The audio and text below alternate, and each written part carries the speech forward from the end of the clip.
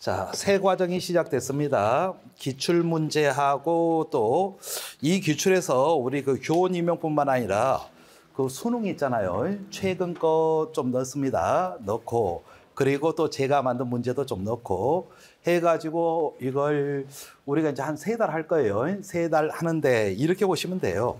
우리가 이 교재 가지고 진짜 지긋지긋하게 열심히 했잖아요. 그렇죠? 그 내용을 한번 확인한다고 보시면 됩니다. 그래서 수업을 들으실 때는 이 교재를 가지고 같이 들으셔야 됩니다. 그래서 제가 지금 이 내용은 이 문제는 몇 페이지에 있습니다. 이렇게 말씀드리면 책도 참고하고 미리 좀 써봤을 거예요. 좀 안 써진 것도 있죠. 그래서 이제 책 페이지 말씀드리면 이쪽이 내가 아직까지는 덜 익숙하구나. 좀 더 신경 써서 공부해야 되겠다. 이렇게 접근하시면 됩니다. 자, 그러면 시작할게요. 이제 OT는 이 정도로 하고 이것도 말씀드려야겠다. 헌법을 제일 먼저 했습니다. 왜 그러냐? 그러면 거기 기출의 흐름 보세요. 제일 많이 나와요, 유명해서. 그러다 보니까 헌법을 먼저 하고 그 다음에 많이 나오는 파트가 민법이더라고요. 그래서 헌법 끝나면 민법 할 겁니다. 헌법이 한 3주 반 정도 나갈 겁니다. 꽤 많이 할 겁니다. 거의 한 달 가까이 할 거고요. 그 다음에 민법 할 거고요. 그 다음에 이제 또 형법이 많이 나오죠. 그 다음에 형법하고 이런 식으로 순서가 나갈 겁니다. 문제는 지금 한 번 전부 다 써보고 오셨죠, 그렇죠? 써보고 오셨습니다. 헌법 기출 흐름을 쭉 굳이 제가 뭐 설명드릴 필요는 없을 것 같아요. 많이 나온다. 그리고 보니까 헌법재판하고 관계된 것들이 있죠. 이쪽이 좀 그 헌법 중에서도 많이 나온다. 이런 느낌이 들고요. 자, 1번 문제 바로 들어가겠습니다. 1번 문제. 1번 문제는 우리 이 책 131페이지에 있어요. 131페이지. 그 CES, 프랑스 사람 이름이다 보니까 뭐 CES라고도 하고 CES라고도 하는데 CES 이야기가 131페이지에 있거든요. CES 이야기는 얘들 고1 교과서에 나오죠. 프랑스 대혁명 설명하면서 제3신분이란 무엇인가 이 팜플렛 이름도 나오고 그래서 이 학자 이름은 써라 그럴 수도 있다는 생각에 제가 낸 겁니다. 기억이 시에 쓴 건 쉽게 알아보셨을 것 같아요. 결정적으로 제3신분이란 무엇인가 이것 보고 바로 알아보셨을 겁니다. 여기서 이제 이게 헌법 파트잖아요. 우리가 이제 주권이란 말은 교과서에도 나오고 굉장히 익숙한 말입니다. 헌법 1조에도 나오죠. 대한민국의 주권은 국민에게 있고 모든 권력은 국민도 나온다. 이런 말이 있잖아요. 헌법 재정 권력이란 말은 그렇게 많이 쓰는 말은 아니에요. 근데 또 헌법학에서는 많이 쓰거든요. 헌법 재정 권력하고 주권은요 거의 동의어처럼 생각하시면 돼요. 그 나라의 어떤 최종적인 의사 결정을 할 수 있는 그런 최고의 권력이 주권이잖아요. 그럼 그 나라의 어떤 통치체제 가장 기본적인 룰을 정한 게 헌법인데 헌법을 제정할 힘이 있다는 것은 그 나라의 어떤 최고의 어떤 결정 권한을 볼 수 있거든요. 그래서 거의 동의어로 보시면 됩니다. 우리가 이제 내용 강의할 때 제가 그런 말씀 드렸었어요. 헌법 제정 권력이란 말 자체가 옛날엔 없었다. 왜 그러냐? 절대 왕정이었기 때문에 헌법 당연히 왕이 만드는 거 아니야? 이렇게 생각했다 이겁니다. 그런데 CS가 프랑스 대혁명 직전에 낸 제3신분이란 무엇인가 이 팜플렛에서 헌법 제정 권력에 의하여 헌법이 만들어지고 헌법에 의하여 국가 권력이 만들어졌다. 왕도 국가 권력 중에 하나다. 왕은 그래서 헌법을 지켜야 되는 존재지 헌법을 제정하는 존재는 아니다. 헌법 제정 권력은 제3신분이다. 그러니까 제3신분이 평민을 의미하는 거죠. 오늘날 의미로 보면 국민으로 봐도 크게 문제 없고요. CS 정도는 나올 수 있다는 생각이 들고요. 그 다음에 이제 그 밑에 그 판례 표현을 갖다가 쭉 적어놨는데 결국은 헌법 1조 2항 내용 물어보는 거네요. 그렇죠? 헌법 1조 2항. 대한민국의 주권은 국민에게 있고 모든 권력은 국민으로부터 나온다. 좀 쉽네요. 그렇죠? 그런데 우리 임용 문제 보면 이렇게 쉬운 문제도 나오기 때문에 제가 이게 한번 점검해 본 거고요. 그 다음에 이제 2번으로 가보겠습니다. 03년도 일사기출이면요. 이건 참 10년이면 강산도 변하는데 두 바퀴 돌았네요. 그렇죠? 두 바퀴 이상 돌았어요. 지금하고 출제 경향은 조금 달라 보입니다. 이 형식으로 나올 것 같지는 않아요. 요즘은 좀 20년 지났기 때문에 문제 내는 형식이 좀 달라졌거든요. 일단 가를 쭉 보면요. 가에 나온 게 시민불복종 운동으로 보여요. 가에는 시민불복종 운동으로 보입니다. 그 다음에 나는 저항권으로 보여요. 저항권. 저항권의 대표적인 티피컬 타입이다. 우리 현대사에서 그러면 뭐니 해도 4.19잖아요. 그렇죠? 그 4.19 이야기 나오고 이런 걸로 딱 봤을 때 저항권으로 보입니다. 시민불복종권하고 저항권 이야기는 이 교재에서 134페이지에 했어요. 그때 제가 칠판에 필기를 해가지고 저항권의 그 티피컬 타입으로 4.19를 적어놓고요. 시민불복종 운동의 어떤 대표적인 사례로 제가 그 FTA 반대 그 촛불 집회하는 걸 그거 했었고, 프랑스 대혁명은 협의의 혁명 사례로 이야기했었고, 쿠데타의 사례는 5.16 적었던 거 기억나시죠? 그래서 막 비교하다가 이게 이제 저항권하고 유사 개념인데 가장 유사성이 많은 게 시민불복종 운동이다. 역시 시험 문제도 그래서 시민불복종 운동하고 지금 저항권을 구별하는, 비교하는 문제가 나왔거든요. 요즘 스타일은 아닌데 옛날에는 이렇게 뭐 몇 자이네 이러고 되게 좋아요. 몇 자이네. 지금하고 답안지 양식이 달랐던 것 같아요. 지금 같은 경우는 어차피 몇 자이네 안 해봤자 안 해도요. 4줄 안에 다 써야 돼요. 분량은 알아서 그냥 조절하게 돼 있거든요. 옛날에는 답안지는 그 형식이 아니었던 것 같아요. 그래서 이때 당시에는 꼭 몇 자이네 이런 말을 쓰더라고요. 지금 보면요. 일단 다시 1번에서 가는 시민불복종 운동이고 나는 저항권이고, 이걸 자세히 설명드린 건 오히려 우리 선생님들을 모욕한 것 같고요. 너무나 당연한 거니까. 그 다음에 이제 다시 2번은요. 시민불복종 운동하고 저항권의 차이점을 적어라 하는데 50자로 줄이는 게 예술이에요. 그렇죠? 50자로 줄이는 게 예술입니다. 제가 우리 책 134페이지에 보면 시민불복종 운동하고 저항권 구별하는 그 이야기가 있어요. 그 정도를 좀 줄여서 50자로 줄여서 쓰면 될 것 같아요. 될 것 같은데 여기서 50자로 실제로 맞춰서 써보려고 애쓸 필요는 없을 것 같아요. 요즘 스타일은 아니에요. 일단 비교를 하자면 요건이 좀 다르죠. 그렇죠? 저항권은 헌법의 기본 원리에 중대한 침해가 있을 텐데, 시민불복종 운동 같은 경우는요, 개별 법령에 어떤 반대할 때 개별 법령에 대해서도 할 수가 있고요. 그 다음에 이제 목적 자체가 저항권 같은 경우 기존의 헌법 질서를 수호하는 게 목적인데, 시민불복종 운동은요, 개별 법령의 어떤 변혁을 목표로 한다? 뭐 요 정도가 될 거고요. 그 다음에 이제 보충성 제약 받냐 안 받냐, 그리고 뭐 행사 방법에서 폭력이 허용될 수 있냐 없냐, 요 정도 차이가 될 것 같습니다. 요즘 스타일로 나오면 이렇게 안 나올 것 같아요. 요즘 스타일로 하면 어떤 식으로 나올까요? 좀 더 서술을 한정해서 나올 것 같아요. 서술을 한정해서. 그래서 예를 든다면 저항권 행사하고 시민불복종운동에서 다 물어보는 게 아니라 목적상의 차이점을 물어본다든지 어떤 방법상의 차이점을 물어본다든지 이런 식으로 쪼개서 물어볼 것 같지 않나요? 그렇죠? 목적상의 차이점이다 그러면 저항권은 기존의 헌법 질서 수호를 목적으로 하지만 시민불복종 운동은 개별 법령의 변혁을 목적으로 한다. 이런 식으로 나올 것 같아요. 요즘 스타일은 그렇거든요. 그래서 이 50자를 맞추려고 스터디에서 야 어떻게 하는 게 바람직하냐, 조금 가성비가 떨어진 논의라고 저는 생각하거든요. 어차피 20년도 넘은 스타일이기 때문에 주제는 똑같이 나올 수 있어요. 나온다면 목적상의 차이점 적어봐라. 그 다음에 행사 방법의 차이점 적어봐라. 그러면 이제 폭력이 허용될 수 있냐 없냐가 키워드겠죠. 그렇죠? 그 다음에 이제 둘을 비교하는 게 아니라요. 둘을 비교하는 게 아니라 저항권 자체를 가지고 문제를 낸다면 뭘 낼 수 있냐. 여기서요. 저는 그 목적상 한계를 물어볼 수 있다는 생각이 듭니다. 목적상 한계, 개혁 목적으로는 사용하지 못하죠. 다르게 말하면 적극적 목적으로 사용하지 못합니다. 저항권은. 기존의 헌법 질서 수호가 목적이야지 어떤 개혁 내지는 적극적 목적으로는 사용할 수 없다. 요 정도는 물어볼 수 있다는 생각이 듭니다. 자, 제가 은근히 말이 빠르네요. 긴장돼서 그런지 첫 시간에.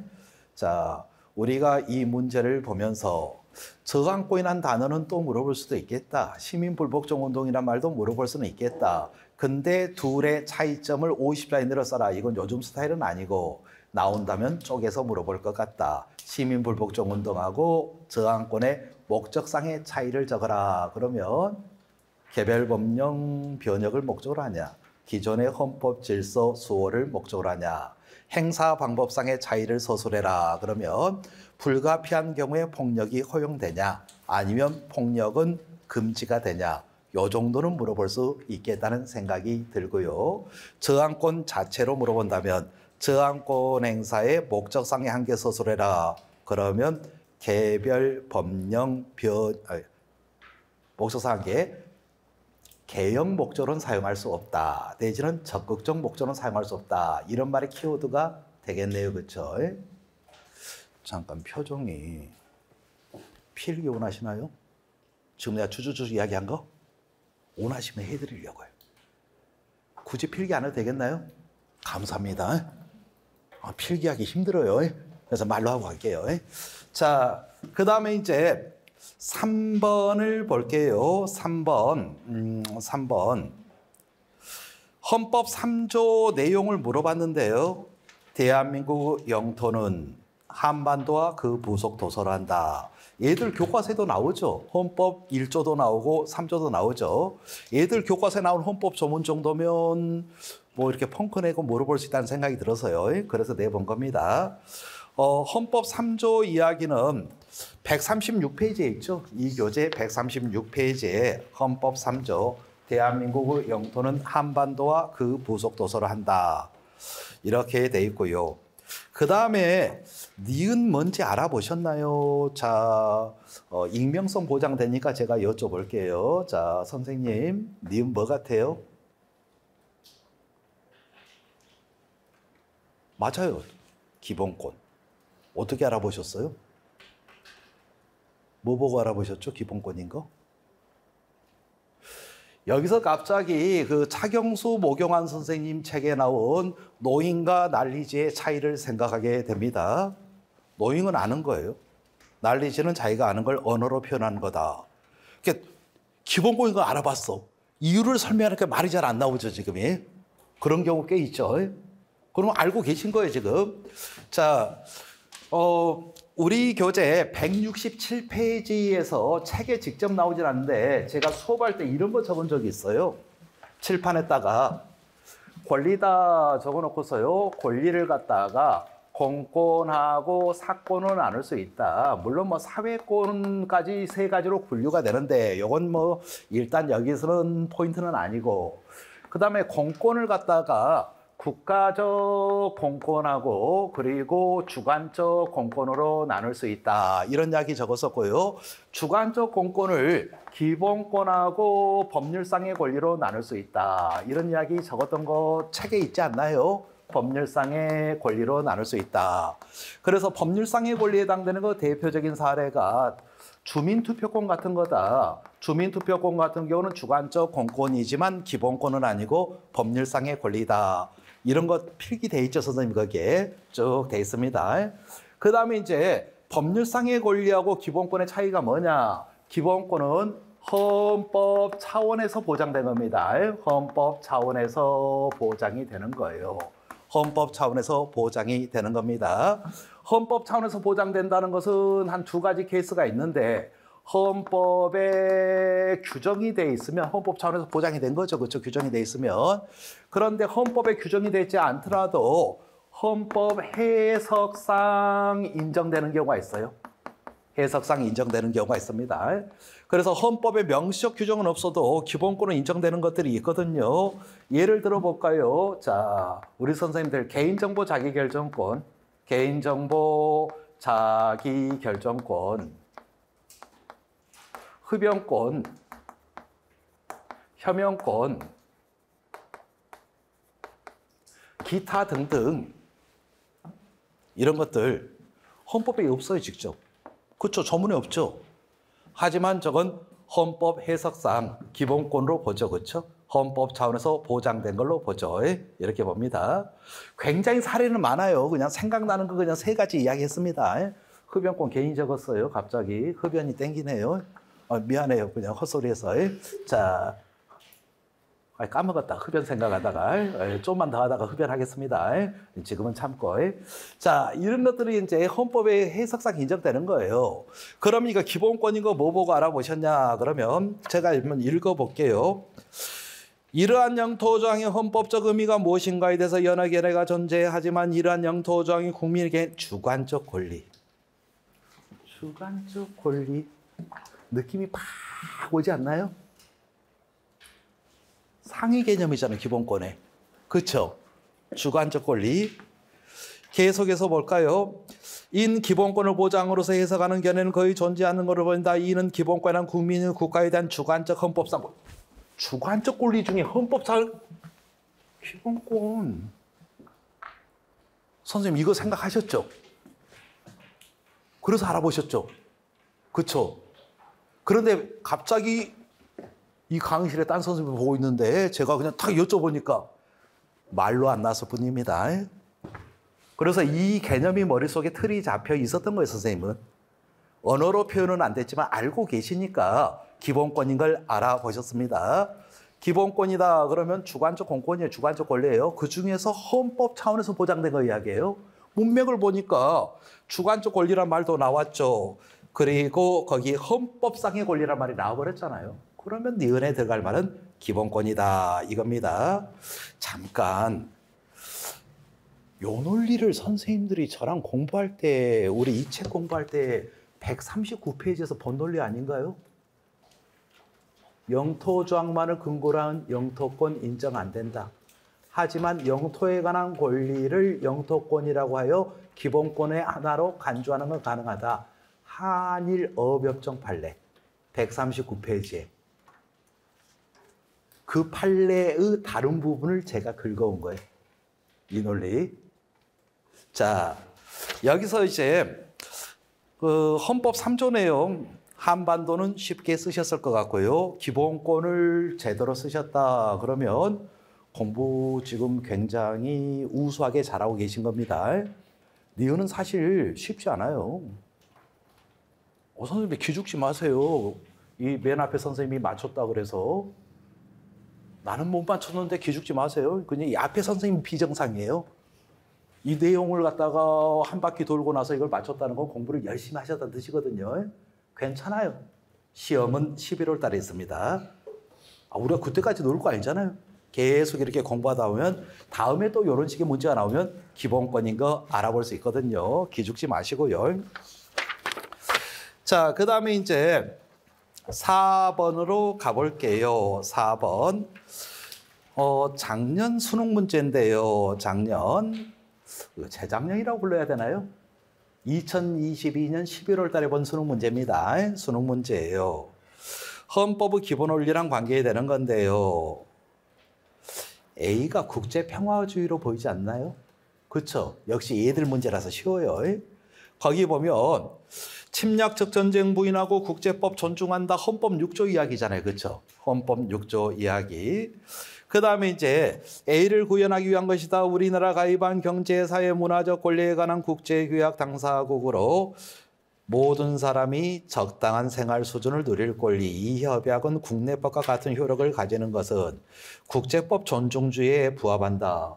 갑자기 헌법 6조 1항이 생각나네요. 헌법에 체결 공포된 조약과 일반적으로 승인된 국제법규는 국내법과 같은 효력을 가진다. 이게 이제 헌법에 체결 공포된 조약이니까 국내법 같은 효력을 가집니다. 인간다운 생활 권리 보장. B는 쉽다. 복지국가주의 내지는 사회국가 원리. 헌법학 체계에서는 전공서에서는 사회국가 원리란 용어를 압도적으로 많이 쓰는데 얘들 교과서에서는 복지국가주의란 용어를 더 많이 쓰더라고요. 그래서 우리가 이 교재에도 복지국가주의라고 제가 적어놨죠. 그렇죠? 얘들 교과서, 교사 뽑는 시험이니까 뭐 전공 시험은 아니니까 우리가. 그래서 복지국가주의란 용어를 썼습니다. 자, 정답은 4번입니다.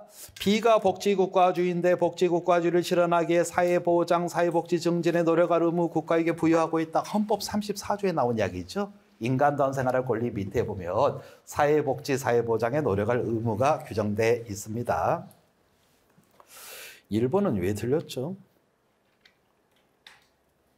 재국민 선거권 보장한다 그러면 국민주권하고 제일 관련이 있어 보이네요. 물론 민주주의하고도 관계 있고요. 자유민주주의하고도. 이게 국제평화주의 문제는 아닌 것 같고요. 2번은 왜 틀렸죠? 비준은 대통령이 한다 그랬죠. 국회는 비준 동의죠. 근데 언론에서는 국회 비준하는 용어를 많이 씁니다. 언론에서는 이걸 갖다 존중해 줘야 될까요? 아니면 기자들이 부정확한 용어 썼다고 비난해야 될까요? 여하튼 언론에서는 국회 비준 이런 말을 많이 써요.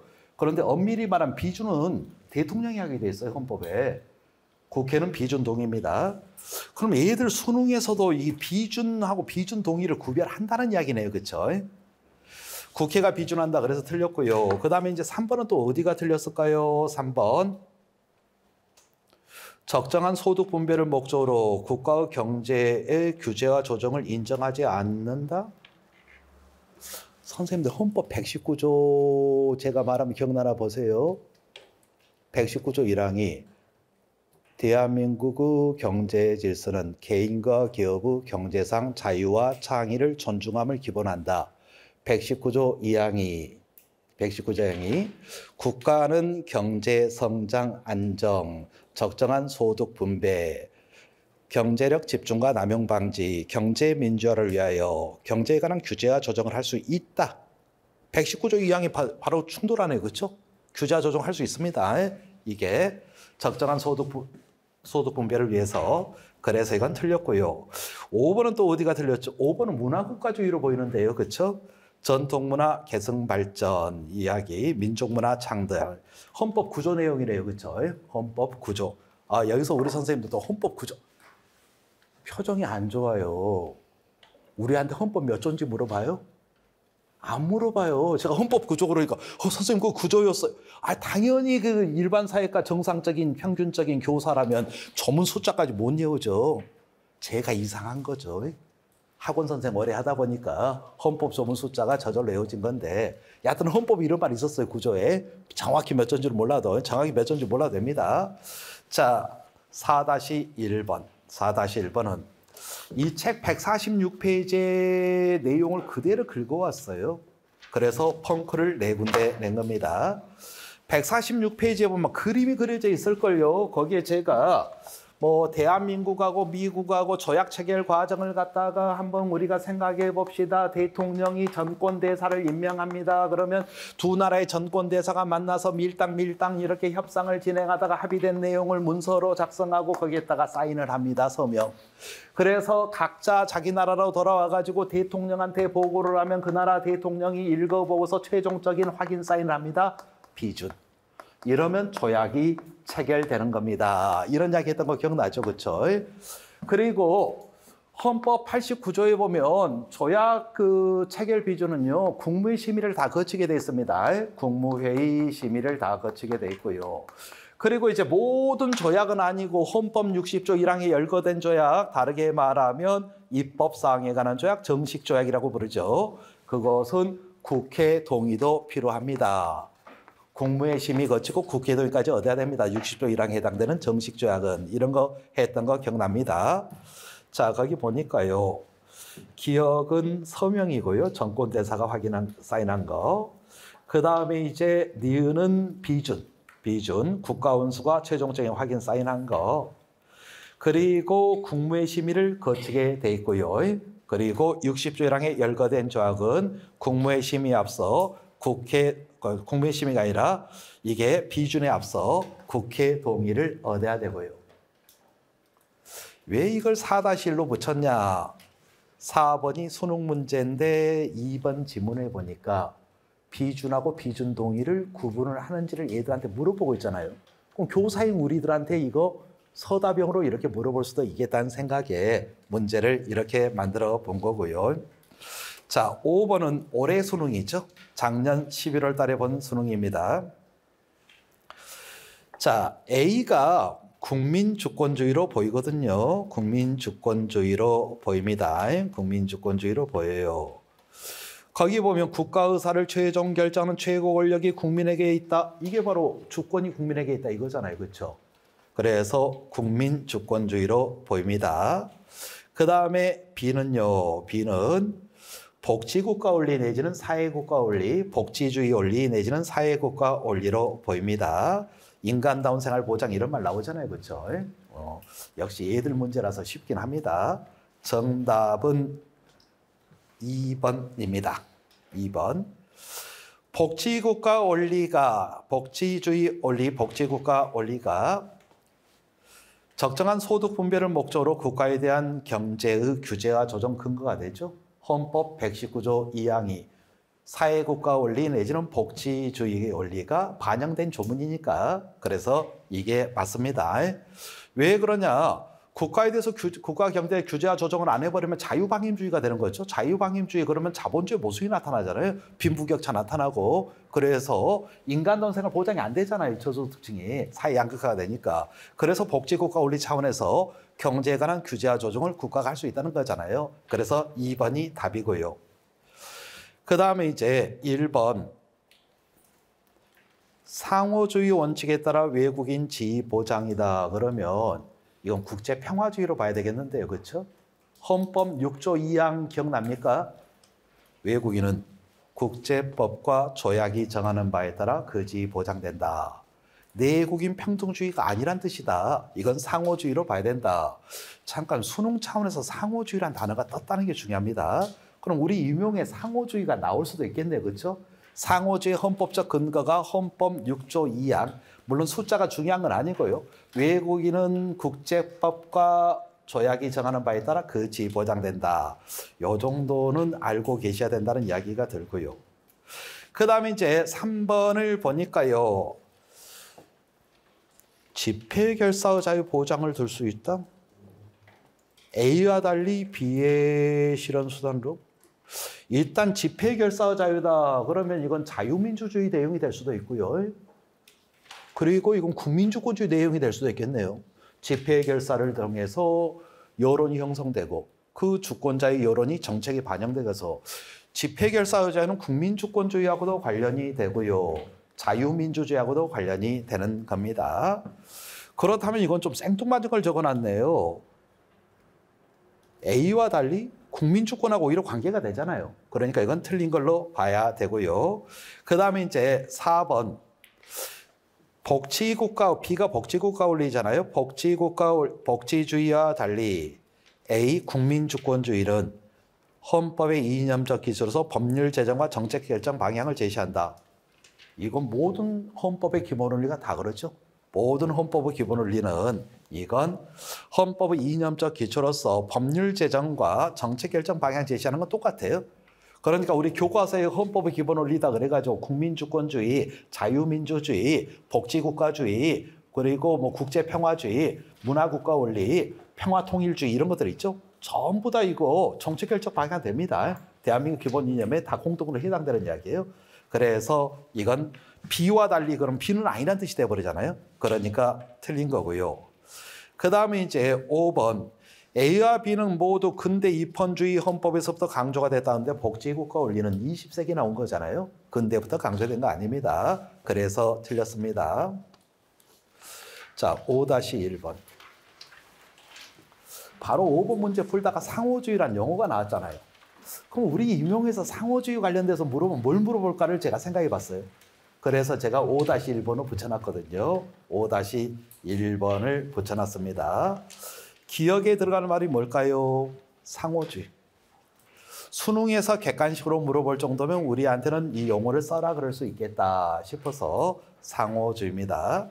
예국인 지위 보장이란 말이 딱 나와요. 그러면 상호주의가 파블로프 개처럼 바로 머리에서 떠올랐습니까? 선생님 좋아요. 고개 끄덕끄덕 하셨어요. 바로 그냥 외국인 지위 보장 그러면 상호주의란 말이 떠올라야 됩니다. 상호주의에 반대되는 말을 외국인 지위 보장해서 내외국인 평등주의예요. 우리 헌법은 내외국인 평등주의로 해석이 안 돼요. 왜? 헌법 6조 2항에 보면 외국인은 국제법과 조약이 정하는 바에 따라 그 지위가 보장된다. 그래서 헌법 6조 2항을 제가 펑크내 봤어요. 니은에 들어갈 말은 조약입니다. 헌법 6조 2항은 146페이지에 있습니다. 146페이지에 나오는 이야기입니다. 146페이지에. 146페이지에 헌법 조문거 헌법 6조를 거기다 넣어놨거든요.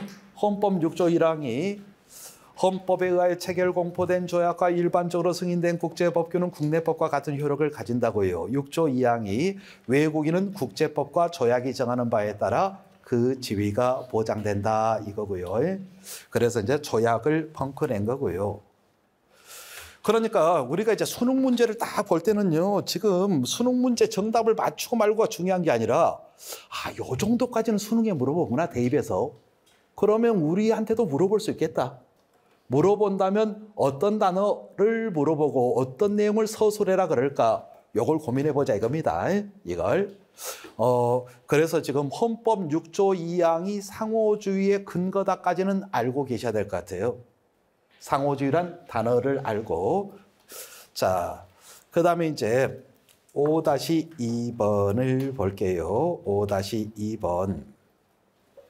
5-2번. 자, 아까 보니까 복지국관리에 따라서 국가 경제에 관한 규제와 조정할 수 있다 그랬죠. 그게 헌법 119조 2항이잖아요. 그래서 119조 1항하고 2항이 나온 판례를 찾았거든요, 제가. 그래서 조문을 그냥 물어보면 재미가 없잖아요. 그래서 판례 표현에 딱 문장으로 넣어가지고 여쭤본 건데, 우리 그 144페이지에 보면 헌법 119조가 있죠. 이 책 144페이지에 보면 헌법 144페이지 헌법 119조가 나옵니다. 자, 헌법 119조 1항에서 대한민국 경제에서는 개인과 기업의 경제상 자유와 창의를 존중함을 기본한다. 제 생각에는요, 자유와 창의를 펑크낼 수도 있다는 생각이 듭니다. 자유와 창의를 존중함을 기본으로 한다. 물론 이 문제에서 제가 그 부분을 펑크내지는 않았지만 우리 실제 시험에서는 자유와 창의 쪽을 펑크낼 수도 있다는 생각이 들고요.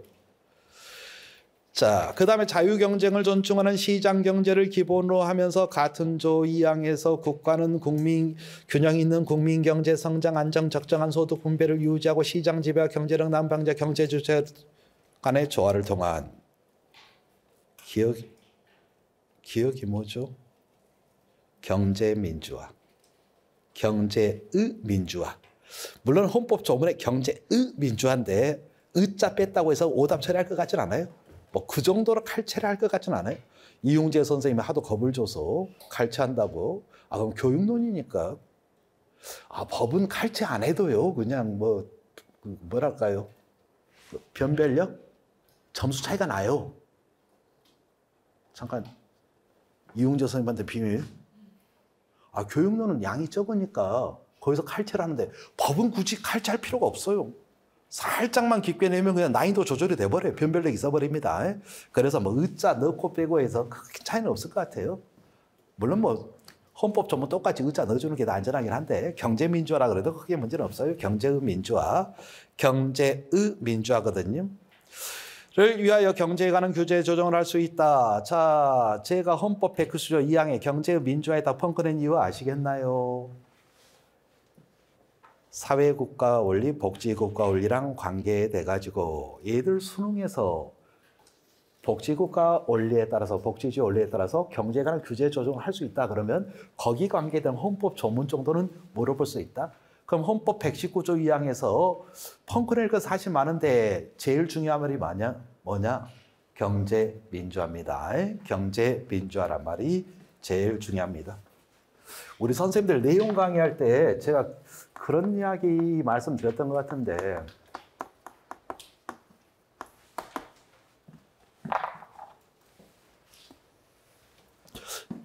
제가 교과서 요구했던 거 기억납니까?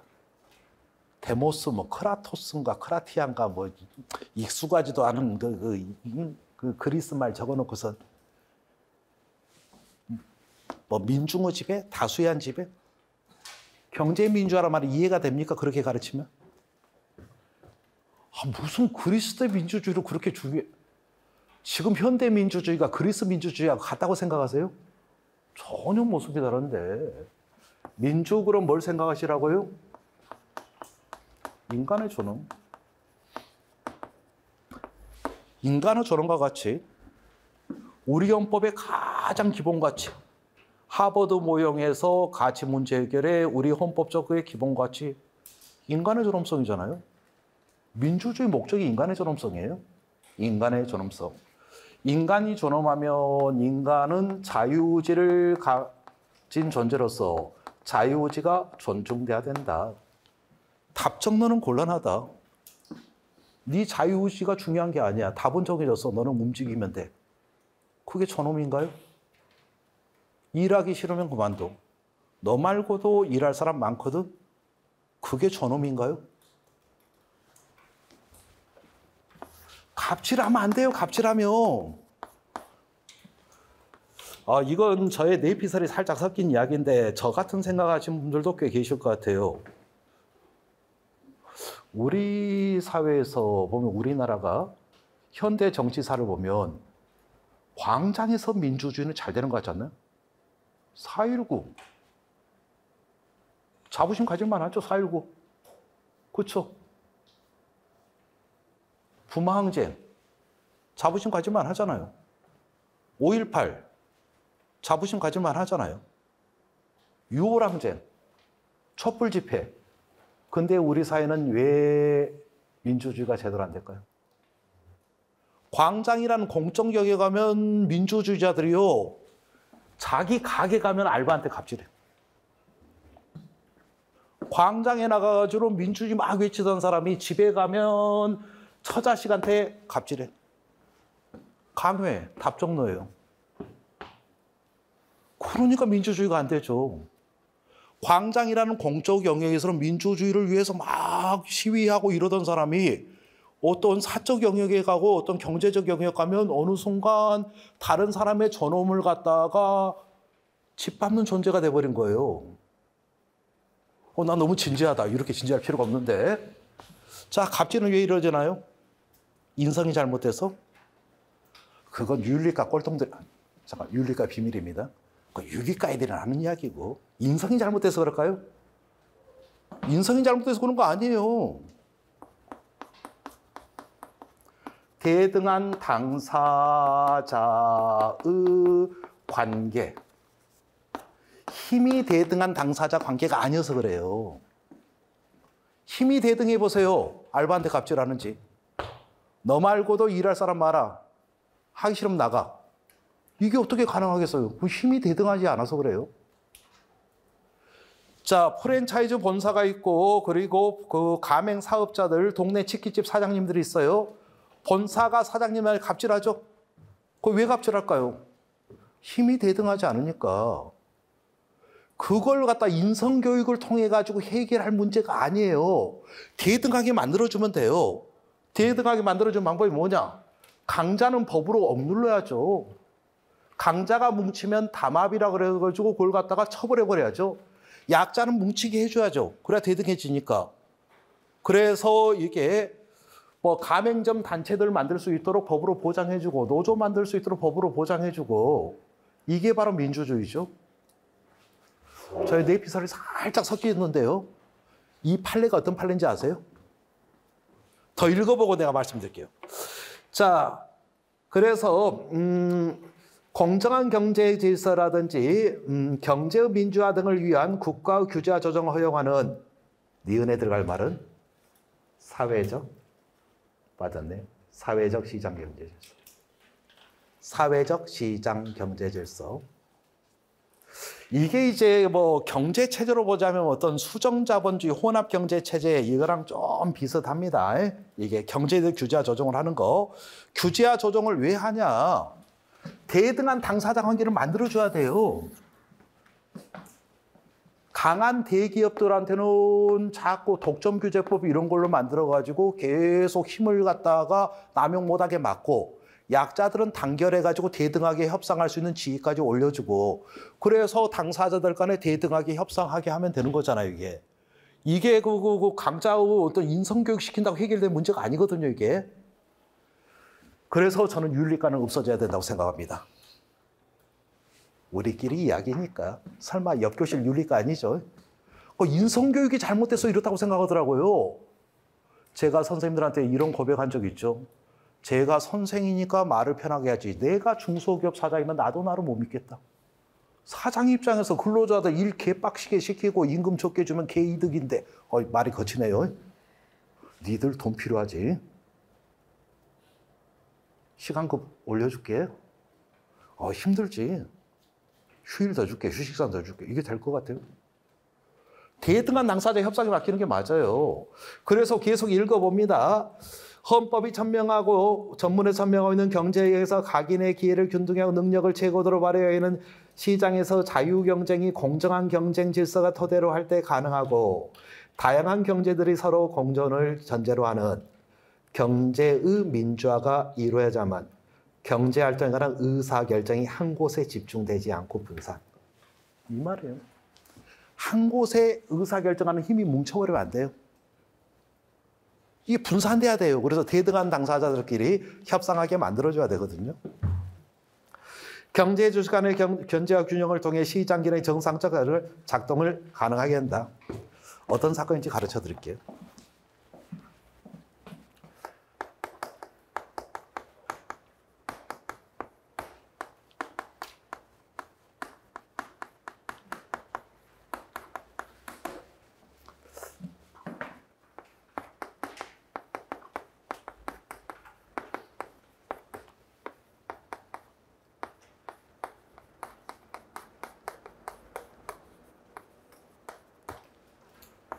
가맹사업 계약을 맺죠. 계약을 맺죠. 자, 여기 땡땡 농장이 있어요. 가맹본부가 닭을 사와요. 닭. 한 마리에 예를 들면 3,000원 사와요. 그래서 가맹사업자한테 공급할 때는 한 마리에 뭐 7,000원에 넘긴다. 그러면 지금 차이가 얼마죠? 이런 말 차액 가맹금이라고 그래요.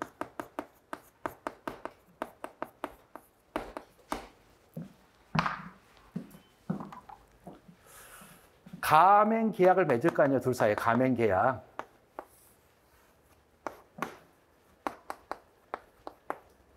체결할 때 음조로 공개하더라고요. 공개 안 하면 이거 불법이에요. 그러니까 정년퇴직하신 어떤 분이 땡땡치킨 상도점을 하고 싶어요. 땡땡치킨 본사랑 프랜차이즈 가맹계약 맺을 때 닭 한 마리 언제 떼어 얼마에 떼어가지고 얼마에 넘길 겁니다. 우리가 중간에 얼마를 차액 가맹금으로 우리가 이익을 취할 겁니다. 이걸 밝혀야 돼요, 계약할 때. 이거 밝히지 않고 계약하면 불법이에요, 우리나라에서. 자, 여기서 이제 가맹본부 입장에서 불만은 이거예요. 왜 우리가 원가를 공개해야 되는데? 선생님들 물건 많이 사보셨죠? 원가 공개하는 건데 보셨나요? 편의점 가가지고 뭐 음료수 하나 사보세요. 원가 공개하나요? 점심 때 식당에서 식사 드셨죠? 원가 공개하나요? 다 하는데 왜 우리만 원가를 공개해야 되는데 불만인 거예요. 그래서 이 유연 아니냐? 무슨 빨갱이도 아니고 말이 거칠어요. 시장 경제에서 이걸 우리가 왜 공개해야 되느냐? 공개해야 된다. 이거 합헌이다. 왜 합헌이냐? 근거는 119조 2항이다. 경제민주화다.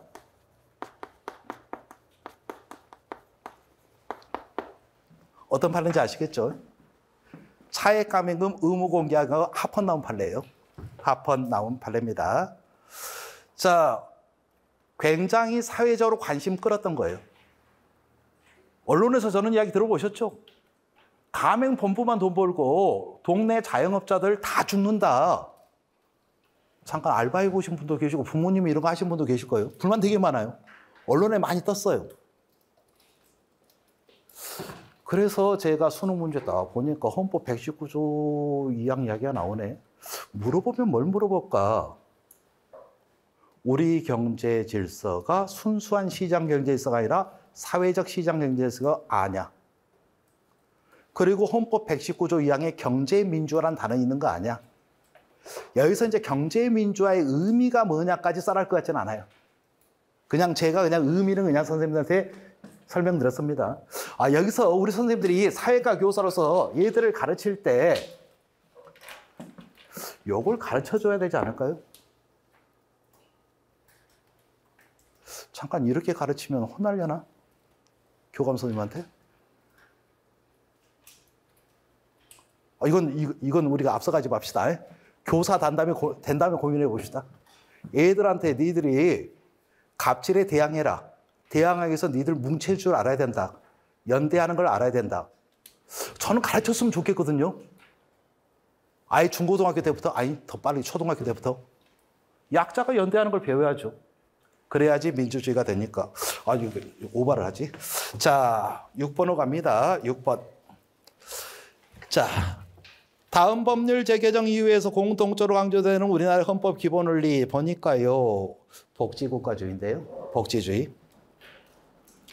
딱 보니까 저소득 국민 도와주는 이야기 나오고요. 그 다음에 이제 여성 근로자에 대해서 유급휴가 주고 이런 이야기가 나왔습니다. 정답은 5번입니다. 관련된 헌법 조항도 모든 국민은 인간다운 생활 권리를 가진다를 둘 수 있다. 헌법 34조 2항 이야기네요. 그러고 보니까 우리 올해 시험이라 그러나요? 작년 11월 달 본 시험에 인간다운 생활 권리 써라 그랬죠. 이게 인간다운 생활할 권리 이 정도는 얘들 수능에도 지문에 뜨니까 1번 복지주의가 입헌주의 근대부터 강조된 건 아니죠. 20세기 와서 강조된 거니까. 그 다음에 2번은 이건 평화통일주의로 보이고요. 3번은요. 이건 국제평화주의로 보이고요. 4번은 국민주권주의로 보이고요. 그래서 정답은 5번으로 보입니다. 자, 7번을 볼게요. 7번. 작년 수능 문제인데요. 올해 수능 문제인데 A가 평화통일주의로 봅니다. 국제평화주의와 관계된다 그러면서 우리나라가 평화통일을 추구하고 있다 그러면서 조국의 평화적 통일을 위한 성실한 의무를 진다고 대통령 진다고 규정하고 있다. 이런 이야기가 나왔습니다. 정답은 3번인데요. 자유민주 기본서 이익과 평화적 통일 정책을 수립하고 추진하는 근거가 된다. 이거 헌법 4조 아닌가요? 헌법 4조에 나온 표현이잖아요, 이거. 자유민주 기본질서 이익과 평화적 통일이란 말, 자유민주 기본질서 이익과. 그러면 쟤는 또 쓰는 게 있어요. 얘들 수능에 인간다운 생활할 권리 이런 거 나오니까 우리한테 써라 그러잖아요, 그렇죠? 그러면 그러면 여기서 헌법 4조가 지문에 떴단 말이에요. 헌법 4조 내용 써라 그럴 수 있겠네요. 그렇죠? 그 다음에 1번은요. 국민주권주의로 보이고요. 그 다음에 이제 2번은요. 이건 국민주권주의 내지는 자유민주주의로 보이고요. 그 다음에 4번은 복지국가주의로 보이고요. 복지주의로 보이고요. 그 다음에 5번은요. 이건 문화국가 원리로 보이고요. 문화국가 원리로 보이고요. 정답은 3번인데 그럼 헌법 4조 써라버릴 수 있다는 생각이 듭니다. 그래서 7-1번을 내봤어요. 결국 헌법 4조 써봐라는 거예요. 우리 이 책으로 141페이지 있죠. 그러니까 수능 문제를 볼 때 정답을 고르는 게 중요한 게 아니라 얘들 대학 갈 때 보는 그 수능 문제 정답 맞춰놓고 우리가 뿌듯할 일은 없잖아요. 그렇죠? 벌써 우리는 내려다보여야 되잖아요. 이 정도는. 그럼 임용에 나온다면 헌법 4조가 지문에 뜨네. 그것도 정답 지문에. 그렇다면 써라 그럴 수 있겠네. 인간다운 생활의 권리 지문에 뜨더니 작년에 떴으니까. 그러면 헌법 4조에서 이제 펑크를 내는 건데 일단 헌법 전문에 평화적 통일이란 말이 나오고요. 그 다음에 이제 헌법 4조 이야기를 딱 보면요. 대한민국 통일을 지향하며 니은 자유민주적 기본질서네. 그렇죠? 이과 간 평화적 통일 정책을 수립하고 추진한다. 그 다음에 이제 66조 3항 대통령이 조국의 평화적 통일한 성실한 의무를 진다. 기억은 평화적이고요. 니은은 자유민주적 기본 질서입니다. 니은은 자유민주적 기본 질서예요. 헌법 4조를 알면 그냥 풀리네요. 그렇죠?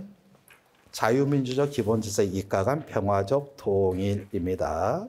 그래서 뒤에 나온 이야기는 별거 없는데 자유민주 기본 질서 이가간 평화적 통일이기 때문에 공산주의로 통일은 안 되죠. 자유민주 기본 질서에 위해를 주는 것이 아니라 바탕을 둔 통일해야 된다는 거고요. 그 다음에 이제 8번은요.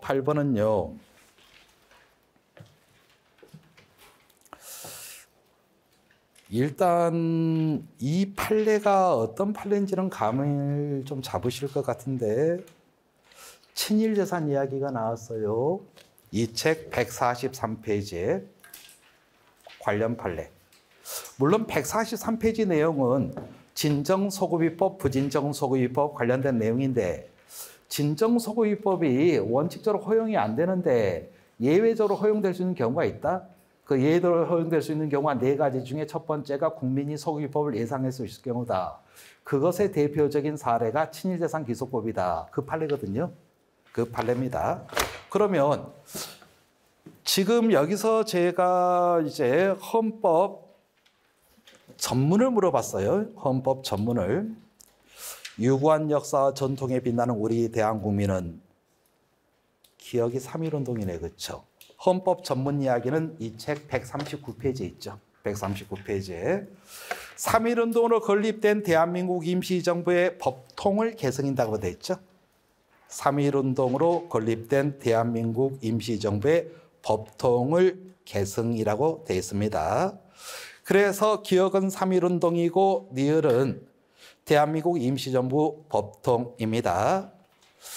그래서 대한민국이 3.1운동으로 건립된 대한민국 임시정부의 법통을 계승했다. 3.1 정신하고 임시정부의 법통을 계승했기 때문에 친일재산은 언제라도 귀속되는 법이 만들어질 걸 예상할 수 있었던 경우다. 이 논리로 연결되는 거예요. 그래서 143페이지 그 친일재산 귀속법의 다른 부분을 제가 긁어 왔는데 결국은 그냥 이 판례 자체를 물어보기보다는 헌법 전문 처음에 문장이 어떻게 시작하냐. 우리가 헌법 전문 다 외우려면 힘들어요. 그리고 실제로 뭐 다 외워야 될 것 같지도 않고 교훈 유형 준비할 때. 그래도 앞부분은 우리가 외웁시다. 유구한 역사와 전통에 빛나는 우리 대한국민은 3.1운동으로 건립된 대한민국 임시정부의 법통을 계승하고 요 정도까지는 알고 계셔야 되고요. 좀 더 욕심내면 바로 뒤에 불의의 한간 4.19 이야기도 나오고요. 자, 그 다음에 이제 9번하고 좀 쉽게요. 9번. 기억, 니은 각각에 알맞은 내용을 써라 그랬습니다. 헌법 전문을 또 물어봤습니다. 헌법 전문을 또 물어봤어요. 잠깐. 이 판례는 어떤 판례이냐, 사건교. 141페이지 관련 판례 1번. 141페이지 관련 판례 1번이 뭐냐, 호주제도. 저는 호주제도가 개인의 존엄과 양성평등에 반해서 유언이라 그러니까 성균관의 상투던 할아버지, 할배라 그러면 안 되죠. 할아버지들이 우리의 전통 아니냐. 헌법 전문의 유구한 역사와 전통에 빛나는 우리 대한국민은 이렇게 시작한다. 이건 우리의 전통인데, 근데 우리 전통은 볼 수 없다 그랬죠. 전통이라는 것은 어떤 역사적인 개념이기 때문에 오늘날 의미로 포착해야 되는데 헌법 36조 1항 혼인가족 생활은 개인의 존엄과 양성평등을 기초로 성립되고 유지되하며 국가는 이를 보장한다는 조문이 있어요. 개인의 존엄과 양성평등에 반하는 가족제도를 우리 전통으로 볼 수는 없다. 그래서 호주제도, 유교적 가부장제도는 이것은 우리의 전통으로 볼 수 없기 때문에 헌법 구조로 정당성을 찾을 수 없다. 이 판례입니다. 자, 물어본 것은 지금 처음에 물을 때 헌법 전문을 물어봤어요. 기억에 들어갈 말이 전통이고요. 전통이고 헌법 구조가 전통문화 개성 발전, 민족문화 창달 노력. 얘들 교과서에 헌법 구조가 나오죠. 문화국가 원리 설명할 때 옆에 그 책 날개라 그러나요? 옆에 나옵니다. 헌법 구조가 얘들 교과서에. 그 다음에 혼인가족 생활은 개인의 존엄과 양성평등, 니은 개인의 존엄이 빠졌습니다. 헌법 36조 1항은 굉장히 많이 나오는 조문이에요. 우리 그러고 보니까 특히 민법 쪽에서 그 조문 많이 써라 그랬어요. 생각나는 게 그러니까 작년 11월 달에 써라는 게 390조 채무불이행에서 그 조문 내용 써라는 거였잖아요. 민법에서. 그 전에 또 조문 내용 써라는 것이 물건의 개념, 부동산의 개념, 그것도 조문 내용 쓰라는 거였어요. 조문 내용 쓰라는 게 꽤 있었던 거 기억납니다. 그 750조 또 불법행위도 그 조문 내용 쓰라는 것도 기억나고요. 조문 내용 써라는 게 꽤 많이 나오거든요. 그럼 헌법에서 조문 내용 써라 그러면 이제 교과서에 나온 조문들은 다 조심해야겠다.